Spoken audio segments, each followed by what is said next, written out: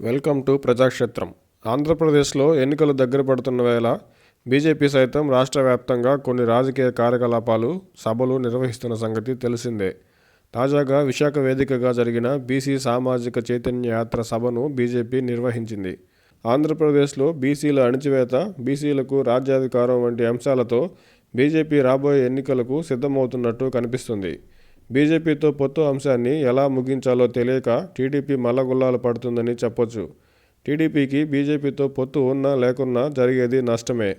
ఆ నష్టం మాత్రం వేర్వేరు రూపాల్లో ఉంటుందని విశ్లేషకులు అభిప్రాయపడుతున్నారు. టీడీపీ ఏ నిర్ణయం తీసుకుంటుందో చూడాలి. చంద్రబాబు గారు బీజేపీతో పొత్తుపై పునరాలోచనలో పడ్డారని వార్తలు రావడం, అదే సమయంలో ఏపీ బీజేపీ ఆధ్వర్యంలో బీసీ అజెండాతో సభ నిర్వహించడం యాదృచ్ఛికం అని సరిపెట్టుకున్న పొత్తు నిర్ణయం ముగింపుకు వచ్చినట్టే కనిపిస్తుంది. టీడీపీ జనసేన కూటమిలో చంద్రబాబు గారే ముఖ్యమంత్రి అభ్యర్థి అని వేరే చెప్పనక్కర్లేదు. ఆంధ్రప్రదేశ్లో బీసీల సామాజిక చైతన్య సభ రాజ్యాధికారం అని బీసీ అజెండా ముందు పెట్టిన బీజేపీ కొన్ని రోజుల ముందు టీడీపీతో పొత్తుకు బీజేపీ రెడీ అని జరిగిన ప్రచారం అంతా అబద్ధమని, టీడీపీ జనసేన కూటమిలో బీజేపీ ఉండబోదని బీజేపీ నిర్వహించిన బీసీ అజెండా సభతో పొత్తులపై బీజేపీ నిర్ణయాన్ని చెప్పిందని అనుకోవచ్చేమో.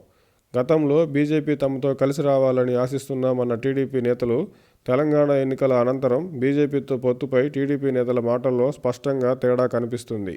ఏది ఏమైనా ఆంధ్రప్రదేశ్లో టీడీపీ బీజేపీ మధ్య పొత్తు అంశానికి ఎప్పుడు తెరపడుతుందో చూడాలి.